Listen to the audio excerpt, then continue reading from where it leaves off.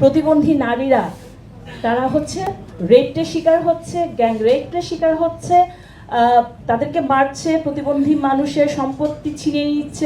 তারা একটু বেশি ভাগই হচ্ছে না পাওয়ার ক্ষেত্রে।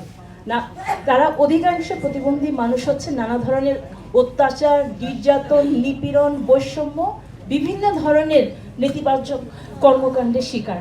তাদের মধ্যে বিশেষ করে প্রতিবন্ধী নারী, যারা বিভিন্ন ধরনের প্রতিবন্ধী নারীরা আছেন, তারা আরো বেশি। আজকে প্রতিবন্ধী মানুষ ভাতা পায় মাত্র 850 টাকা।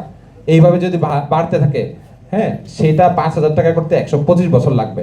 প্রতিবন্ধী ব্যক্তিদের গড় আয়ু অনেক কম, কিন্তু আমি যখন অস্ট্রেলিয়ায় ছিলাম আমি দেখেছি আমার নেইবার 95 বছর বয়স। প্রিয় নেতা, আপনার একজন নির্যাতিত কর্মী হিসাবে আমি সাক্ষ্য দিতে চাই, আজকে 8.5 বছর আমি এই প্রতিবন্ধী সমাজে বসবাস করছি। একটা নতুন জগৎ উন্মোচিত হয়েছে।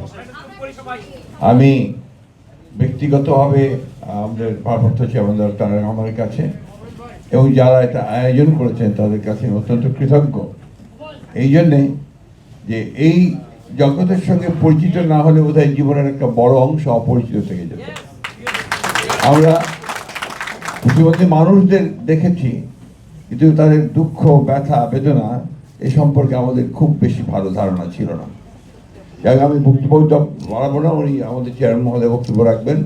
আমি শুধু এটুকু বলতে চাই যে আমরা আপনাদের সহযাত্রী, আপনাদের সঙ্গে আমরা আছি এবং আমরা আপনাদের যে সমস্ত সমস্যাগুলোর কথা বললেন, আপনাদের সেগুলোকে চিহ্নিত করে ভবিষ্যতে আমরা সুযোগ পেলে অবশ্যই সেগুলো সমাধানের জন্য আমরা আপ্রাণ চেষ্টা করব।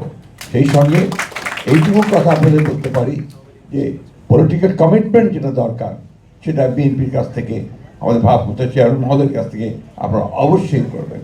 এবং আবারও আমি তাকে ধন্যবাদ দিতে চাই যে তিনি এই একটা ব্যতিক্রমী একটা অনুষ্ঠান আয়োজন করে আমাদেরকে নতুন একটা জগৎ উন্মোচিত করেছেন।